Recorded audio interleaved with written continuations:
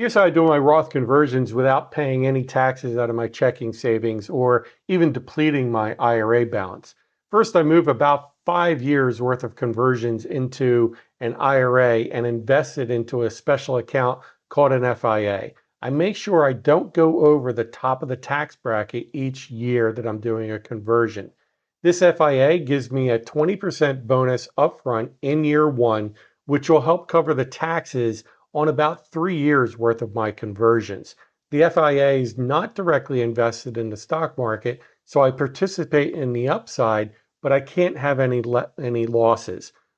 Most years I get an indexed rate of return between 5 and 12% per year. Some years it's as high as 28%, but it does have a zero floor, so I can't lose my initial investment if the market does have a major correction.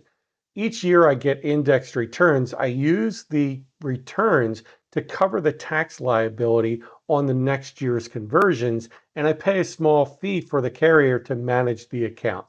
I convert about 20% of the entire account each year. If the market is down one year, I skip the conversion.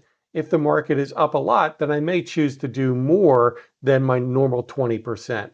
I put in about $500,000. About $161,000 in taxes are going to be paid by the bonus and the index returns over the 5 years. And after that, I walk away with 554. That's 100% tax-free for me and my heirs. This FIA has less than 1% fees per year, but there are FIAs with no fees. I wanted the upfront 20% bonus to help pay some of those taxes and lock in profits in case of a market correction.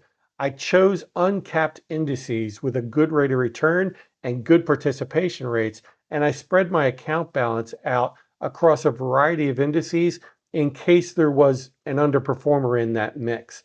For this option, the lowest 10-year returns was 6.11, 5.16% after fees, and the highest 10-year average return was 10.46 or 9.51 after fees.